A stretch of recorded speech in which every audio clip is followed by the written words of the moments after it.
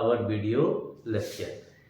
In lower classes, we have already done a plus bq is equal to aq plus pq plus 3a square b plus 3ab square. By using this identity, now we try to solve some questions. First question is find 2x plus 3y whole cube. Now by using this identity, that is first is 2x cube of the first term plus cube of the second term, that is 3y cube plus 3 जो हमारे फार्मूले में है. Now what is meaning of a square? Meaning of a square is the square of the first term, that is 2x whole square, and b second term, that is 3y. Now plus 3 first term as it is, and square of the second term, that is 3y whole square. Now we will try to solve this question.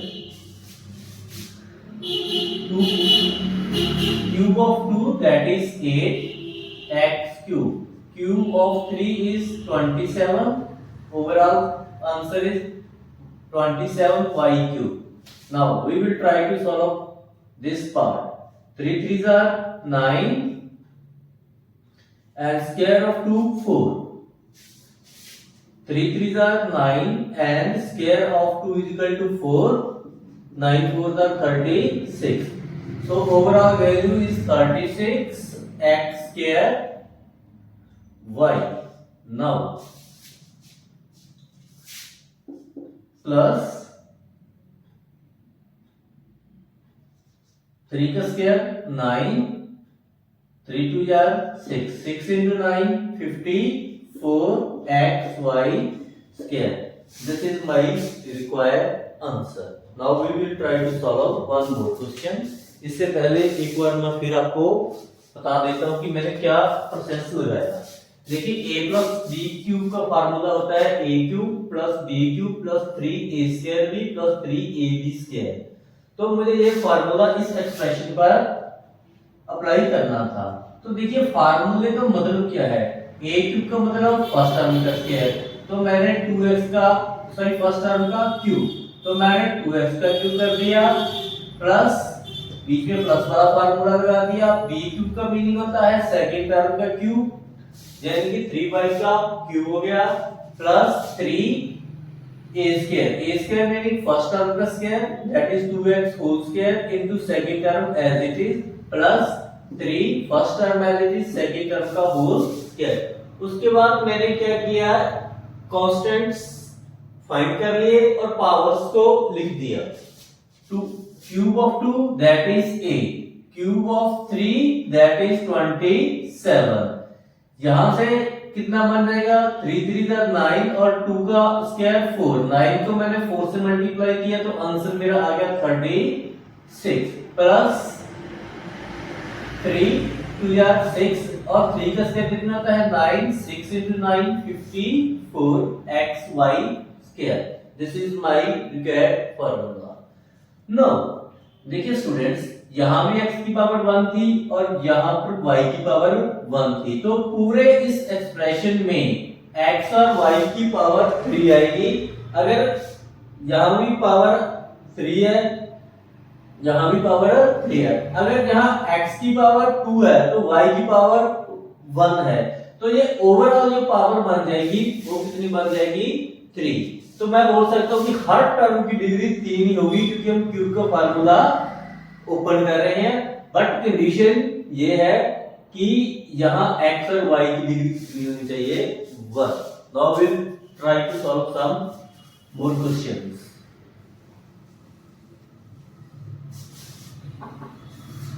तो हम ऐसे questions की try करेंगे जिसमें x और y की degree 1 ना हो. तो सपोज कीजिए मैं इसे सॉल्व करने की कोशिश करता हूं. अब देखते हैं इसकी वेरियस पावर क्या बनती है, अलग अलग टर्म की पावर्स क्या बनती है और कोएफिशिएंट्स क्या बनते हैं। तो सबसे पहले 2x² क्यूब, फर्स्ट टर्म का क्यूब प्लस सेकंड टर्म का क्यूब प्लस 3 फर्स्ट टर्म का square that is 2x² whole square into 3y square as it is plus 3 first term as it is into 3y whole square. अब cube of 2 that is 8।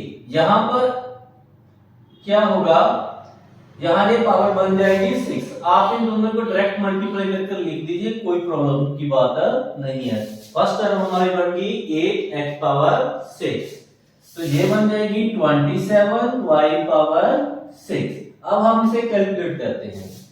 तो देखिए students, 3 3 are 9 और 2 का square 4, 9 4 are 36, तो constant value तो मेरी आ जाएगी 36।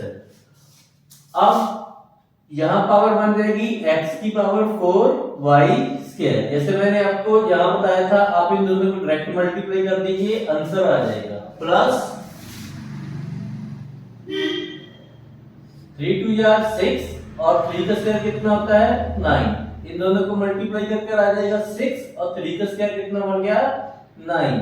तो ये ओवरऑल वैल्यू बन जाएगी 54x² y पावर 4। देखिए अब ये in this case degree of every term is 6, every term is 6। जहां डायरेक्ट 6 आ गया, जहां डायरेक्ट 6 आ गया, जहां x की डिग्री कितनी आ गई 4 और y की कितनी आ गई 2, 4 + 2 6, यहां भी 4 + 2 6। now we will proceed to another formula that is a minus b cube। देखिए हम a minus b cube का फार्मूला इसी से एस्टैब्लिश करने की ट्राई करते हैं। आपको करना क्या है, आप a minus b cube लिख दीजिए।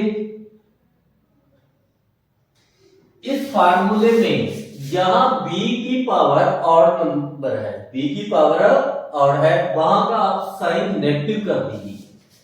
यहां b क्यूब है, पावर ऑड है, तो आप यहां नेगेटिव लिख दीजिए। जहां b की पावर 1 है, ये भी एक ऑड नंबर है, आप जहां का भी साइन चेंज कर दीजिए। देखिए जहां b स्क्वायर है, पावर इवन है, इसका साइन आप एज इट इज रख दीजिए। तो हम इसके कुछ क्वेश्चन को सॉल्व करने की ट्राई करते हैं। That is x/2 minus y/3 whole cube. तो देखिए ये फार्मूला कैसे होता है, फर्स्ट टर्म का क्यूब माइनस सेकंड टर्म का क्यूब माइनस 3 फर्स्ट टर्म का स्क्वायर, यहां 2 आ जाएगा, दैट इज x/2 का होल स्क्वायर बन जाएगा और y/3 एज इट इज आ जाएगा। तो लास्ट टर्म हमारी बन जाएगी 3a first term as it is और सेकंड टर्म का क्या हो जाएगा स्क्वायर हो जाएगा। एक बात स्टूडेंट्स, अगर आपके पास पावर 3 है तो 4 टर्म्स ओपन होगी। अगर पावर 2 है तो अगर पावर 2 है तो टर्म्स कितनी होगी 3। बट हमारी कंडीशन क्या है, यहाँ 2 ही होने चाहिए। अगर यहाँ 3 हो गए तो पावर हो सकता है टर्म्स की गिनती ज्यादा हो जाए। अगर यहाँ 2 ही है और पावर हमारी जितनी भी है 1 प्लस कर दीजिए, उतनी टर्म्स ओपन होगी। इसको बोलते हैं बाइनोमियल। अगर बाइनोमियल एक्सप्रेशन है उसकी जो भी पावर होगी उसमें 1 ऐड कर दीजिए, उतनी नंबर ऑफ टर्म्स ओपन होंगी।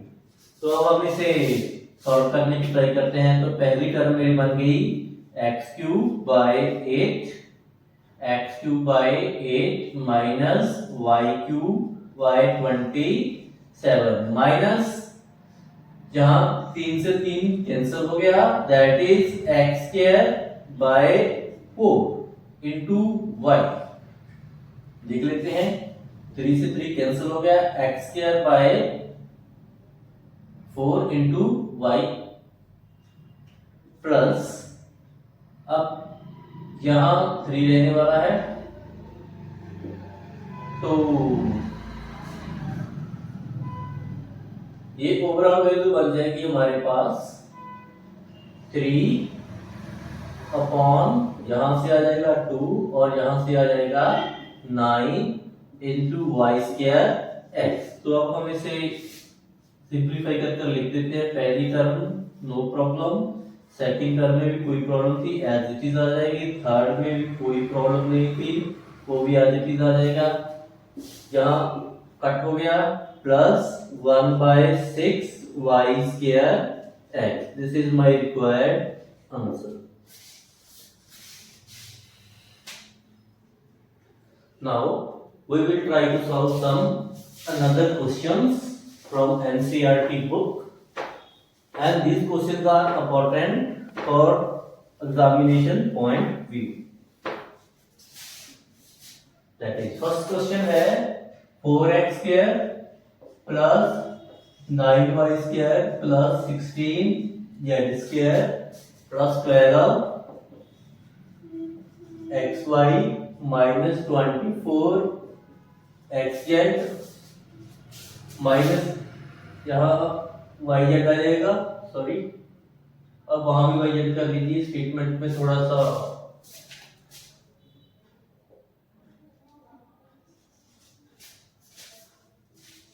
लिखने में प्रॉब्लम होगी, माइनस 16xz। देखिए स्टूडेंट, अब हमें ये फार्मूला ओपन करके दिया हुआ है, हम अब वो एक्सप्रेशन फाइंड करना चाहते हैं जिसे ओपन किया गया हो। इसके लिए मेथड जो होगा हम अप्लाई कर देते हैं, फिर देखते हैं क्या बनता है।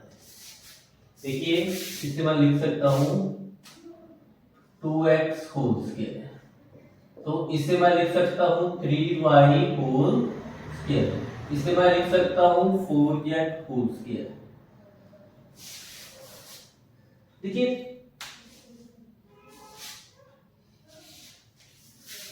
यहां x और y के मल्टीप्लाई का साइन क्या है? पॉजिटिव। इसका मीनिंग ये है कि x और y के साइन सेम रहे होंगे एक्सप्रेशन।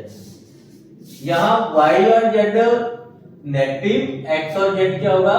नेगेटिव।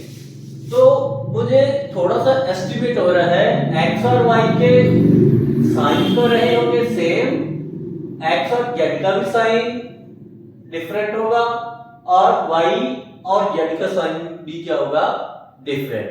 देखिए, आपको करना क्या है, आप यहां अपने आप से 2 लगा लीजिए और सबसे पहले ये टर्म लिख लीजिए 2x, फिर लिख लीजिए दिस टर्म y, क्योंकि मुझे मल्टीप्लाई में x y चाहिए तो मैं इन दोनों को मल्टीप्लाई करके लिख देता हूं। अब हमें चेक करना होगा, क्या चेक करना होगा? हमें ये चेक करना होगा कि इन कांस्टेंट्स की मल्टीप्लाई 12 के इक्वल है या नहीं है। तो 2 2 आर 4, 4 3 आर 12, ये कांस्टेंट के इक्वल आ गया। अब मैं लिखता हूं नेक्स्ट टर्म, मैं एक बार प्लस के साइन से ही लिखूंगा, दैट इज 2। अब मेरे पास है y और z, मैं y के एक्सप्रेशन लिख देता हूं 3y, यहां से टर्म लिख देता हूं और यहां से मेरी टर्म है 4z। तो देखिए 4 3 जा 12, 12 2 जा 24, मल्टीप्लाई के 24 आ गया। अब मुझे साइन नेगेटिव भी देखना है, तो एक बार मैं क्या कर देता हूं, यहां नेगेटिव लगाकर देखता हूं, ठीक है। फिर लास्ट वाला 2 x की टर्म मेरे पास है 2x, y की सॉरी z की टर्म है मेरे पास 4 है। पहले मैं कांस्टेंट को मल्टीप्लाई कर देता हूं, 2 2 जा 4, 4 4 जा 16, तो कोई प्रॉब्लम नहीं है। मैंने y का साइन क्या कर दिया? नेगेटिव। तो अब मैं यहां भी साइन नेगेटिव कर देता हूं, क्योंकि नेगेटिव का स्क्वायर क्या हो जाएगा? पॉजिटिव। यहां भी कोई प्रॉब्लम नहीं है, इन दोनों का में भी कोई प्रॉब्लम नहीं है, यहां भी कोई प्रॉब्लम नहीं है, क्योंकि ये माइनस और ये प्लस माइनस बन जाएगा, तो हमें कोई प्रॉब्लम नहीं है। ये माइनस और ये प्लस भी क्या बन जाएगा माइनस, तो हमें यहाँ भी प्रॉब्लम नहीं है, कांस्टेंट टर्म भी हमारी सेम बन गई और ये वेरिएबल्स की प्रोडक्ट भी क्या बन गई सेम। तो देखिए स्टूडेंट, अब ये क्या बन गया, this is a square plus b square plus c square plus 2ab plus 2bc plus 2ac। अब ये फार्मूला होता है a plus b plus c के होल स्क्वायर का। तो in this case we have a is equal to 2x, b is equal to 3y और c की value कितनी रही होगी 4z, that is whole square, and this is my required answer। अगर आपको फैक्टराइजेशन के तौर पर लिखना है तो आप इसे 2 बार लिख दीजिए, कोई प्रॉब्लम वाली बात नहीं है, आप इसे इस टाइप से 2 बार लिख दीजिए। This is my required answer, this is my required solution। देखिए हमें करना क्या था, हमें इसे इस टाइप के एक्सप्रेशन में लिखना था। उसके लिए मैंने क्या किया, पहले मैंने इस टर्म का स्क्वायर लिख दिया, फिर इस टर्म का स्क्वायर, फिर इस टर्म का स्क्वायर, माइनस मैंने बाद में एडजस्ट की है, फिर मैंने 2ab वाली टर्म बना ली, फिर 2bc वाली टर्म बना ली, फिर 2ac वाली टर्म बना ली। तो फाइनल में जो मेरा ये स्ट्रक्चर तैयार हो गया, तो मैंने इसे इससे कंपेयर किया। इसका ओवरऑल जो फार्मूला होता है that is a plus b plus c whole square. अब a की वैल्यू मेरे पास कितनी है 2x, b की वैल्यू 3y और c की वैल्यू -4z। तो ये एक्सप्रेशन मेरा सामने आ गया। इसके मैंने 2 पार्ट कर दिए, आप कहीं भी छोड़ सकते हैं और इस स्टेप पर भी जा सकते हैं। Now we will try to solve second question, and these questions are very important। इन क्वेश्चन में से एक क्वेश्चन एग्जाम में जरूर पूछा जाए। देखिए स्टूडेंट्स, यहाँ 4 एक परफेक्ट स्क्वायर था, 9 भी एक परफेक्ट स्क्वायर था और 16 भी एक क्या था परफेक्ट स्क्वायर। अगर टर्म्स परफेक्ट स्क्वायर ना हो तो देखिए हम उसे कैसे परफेक्ट स्क्वायर में कन्वर्ट करते हैं। जैसे 2 है, 2 को मैं लिख सकता हूं √2 का होल स्क्वायर। अब ये दोनों ही बात सेम है। अगर अंडर रूट को स्क्वायर से मैं कट कर दूंगा तो ओवरऑल वैल्यू मेरी कितनी आ जाएगी 2। अब y का कोएफिशिएंट 1 है वहां पर, तो हमें कोई प्रॉब्लम नहीं, मगर यहाँ 8 को हम कैसे लिखेंगे, 8 can be written as in this form। देखिए इसको मैं थोड़ा सा और सिंपलीफाई कर दूंगा क्योंकि मुझे इस क्वेश्चन को सॉल्व करने में इसकी हेल्प चाहिए। तो इन दोनों पेयर से मैं एक 2 बाहर ले लूंगा और ये सिंगल वाला अंडर रूट के अंदर ही रह जाएगा और इसका क्या बन जाएगा whole square.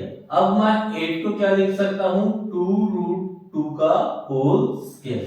We will use this to solve these types of questions। देखिए हमारी वैल्यू क्या है, that is 2x square plus y square plus 8z square minus 2√2 x into y plus 4 √2 y into z minus 8xz। अब हम इसे solve करने की try करते हैं। देखिए स्टूडेंट्स,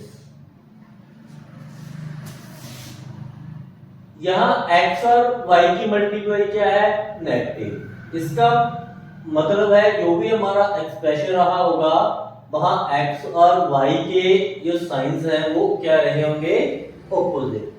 यहां x और z की मल्टीप्लाई क्या है नेगेटिव। अगर यहाँ x और z की मल्टीप्लाई नेगेटिव है, x और z के साइंस भी क्या रहे होंगे ऑपोजिट। यहाँ जो मेरे पास है वह y और z की मल्टीप्लाई क्या है पॉजिटिव। y और z के साइंस सेम रहेंगे। तो अब हम इसे क्वेश्चन को ट्राई करने की कोशिश करते हैं। देखिए इसे मैं लिख सकता हूँ √2x का whole square plus y square as it is. इसको मैं लिख सकता हूँ 2√2 का z के साथ होल स्क्वायर। तो पहली term +2 as it is, +2 as it is जो हमारे फार्मूले में होती है। अब ये टर्म हमें लिखनी है, दैट इज 2 नहीं है, √2 x और y लिख दिया है। तो अब ये बन गया 2, हमारी कांस्टेंट टर्म तो बन गई। तो मुझे मालूम है x और y के साइंस क्या है, ऑपोजिट, एक का पॉजिटिव है और एक का नेगेटिव। मैंने x वाले को तो पॉजिटिव ही रखा क्योंकि वो मेरा फर्स्ट बनेगा, तो मैंने y को कर दिया नेगेटिव। नाउ अब हम अपने सेकंड पर चलते हैं, दैट इज 2 हमारे फार्मूले वाला बन गया। y क्या है, as it is into z वाला जो एक्सप्रेशन है 2√2 z। तो देखिए ओवरऑल कांस्टेंट टर्म मेरी कितनी बन गई, 4√2। y z की मल्टीप्लाई भी होगी, प्लस का प्लस आ गया, लेकिन हमने यहाँ y का साइन क्या लिया था, नेगेटिव। y का साइन अगर मैंने नेगेटिव लिया तो y को मुझे यहाँ भी नेगेटिव लेना होगा और यहाँ z को भी क्या लेना होगा, नेगेटिव, क्योंकि नेगेटिव इंटू नेगेटिव पॉजिटिव हो जाएगा, तो कोई प्रॉब्लम वाली बात नहीं है। नाउ अब लास्ट देखते हैं हमारा क्या बनता है, -2 x हमारा कितना है, √2 x और z क्या है हमारा, यहां मैं तो प्लस ही लिख देता हूं, z हमारा है 2√2। अब मैं कांस्टेंट टर्म को देखता हूं। देखिए कांस्टेंट टर्म कितनी है, 2 है, पहले ये वाला, फिर मैंने √2 लिख दिया, फिर ये वाला 2 लिख दिया। नाउ दिस, अगर मैं इन दोनों को मल्टीप्लाई करूं तो 2 आ जाएगा, तो ओवरऑल वैल्यू मेरी कितनी आ रही है, 8। तो कांस्टेंट टर्म तो मेरी बन गई। अब मुझे साइन नेगेटिव z का ही लेना है।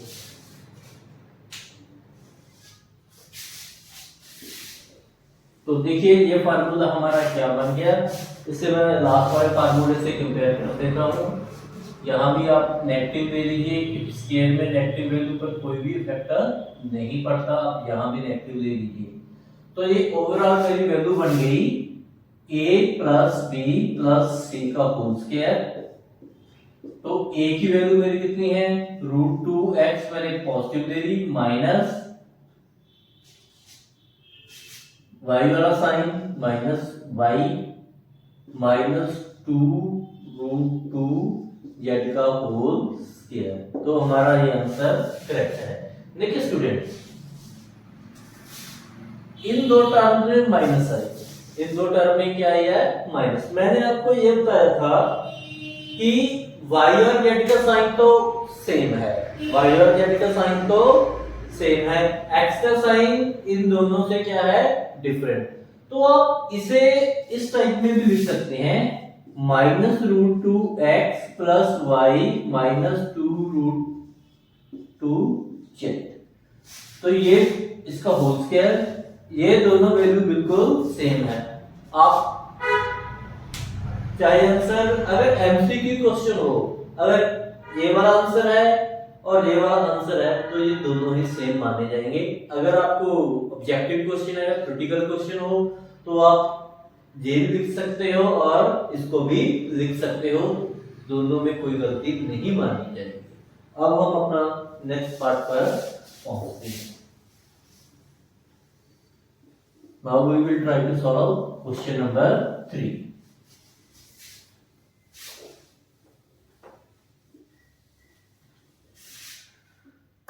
देखिए क्वेश्चन नंबर 3 क्या है,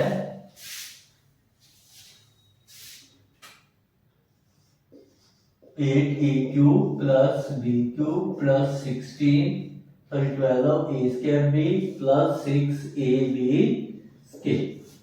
तो देखिए इसे भी हम मैनिपुलेट करते हैं, तो इसे मैनिपुलेट कर हम लिख देंगे 2a का होल क्यूब, क्योंकि 2 का क्यूब 8 होता है, plus b cube as it is, plus 3 हमारे फार्मूले में होता है, और पहली टर्म का स्क्वायर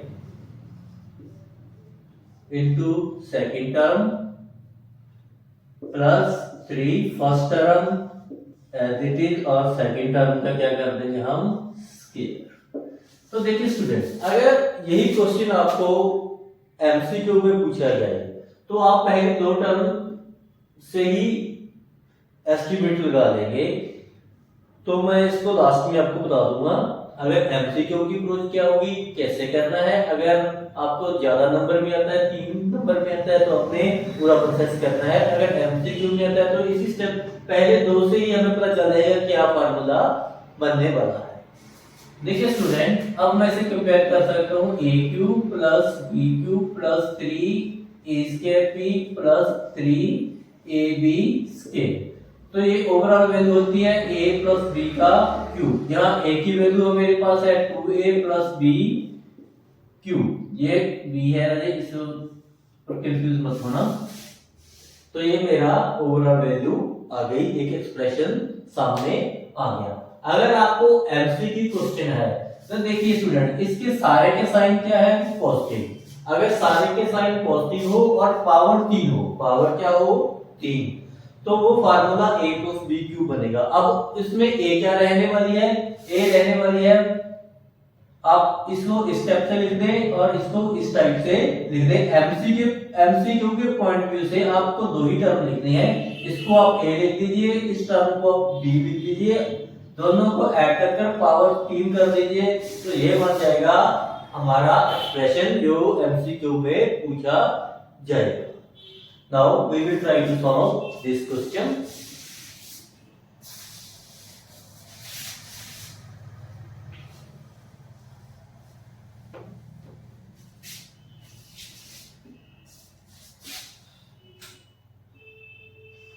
(27p³ minus 216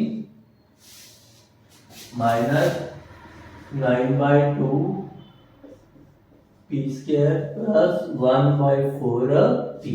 तो पहले तो मैं आपको एमसीक्यू की पॉइंट पे से बता देता हूं। This is 3p whole cube minus 1/6 whole cube. आगे हमें कुछ भी लिखने की जरूरत नहीं है, ये बन जाएगा 3p माइनस 1/6 का होल क्यूब। अगर एमसीक्यू है तो हम इतना करके टिक करके आगे प्रोसीड कर जाएंगे। तो अब हम इस क्वेश्चन को पूरा भी सॉल्व कर देख लेते हैं। तो स्टूडेंट्स, इसे मैं लिखूंगा -3, a मेरा कितना है 3p एंड b कितना है मेरा 1/6। तो देखिए ये ओवरऑल वैल्यू कितनी बन गई, 3 3 जा 9, 9/6, 9/6 को मैं लिख सकता हूं 3 into 3, 3 into 2, इन दोनों को कैंसिल करके ये वैल्यू बन जाएगी। सॉरी स्टूडेंट्स, हमें यहां लिखना होगा स्क्वायर, क्या लिखना होगा स्क्वायर, क्योंकि हमें p का स्क्वायर भी चाहिए। तो ये ओवरऑल वैल्यू देखिए स्टूडेंट्स बन जाएगी, इस 3 को मैं 6 से कैंसिल कर दूंगा तो नीचे 2 आ जाएगा, 3 का स्क्वायर 9, तो ये करेक्ट है, प्लस 3। अब मेरे पास कितना है a 3p into b का स्क्वायर दैट इज 1/6 स्क्वायर। देखिए ये ओवरऑल वैल्यू बन जाएगी मेरे पास 3 3 जा 9, ये वैल्यू बन जाएगी 36, तो 1/4 मेरा कोएफिशिएंट सेम है, तो मैं इसे लिख सकता हूं। आप कोएफिशिएंट्स को जरूर चेक कीजिए। तो देखिए स्टूडेंट्स, तो इसे मैं कंपेयर कर सकता हूं a³ minus b³ minus 3a² plus 3ab square. ये वैल्यू होती है a माइनस b के क्यूब के ऊपर। तो a की वैल्यू मेरे पास कितनी है 3p, b की वैल्यू कितनी है माइनस फार्मूले पर लगा गया, और v की वैल्यू मेरे पास है 1/6, तो ये बन गया whole cube and this is my required answer. Thank you for watching my video, please subscribe my channel and subscribe my channel. Thank you.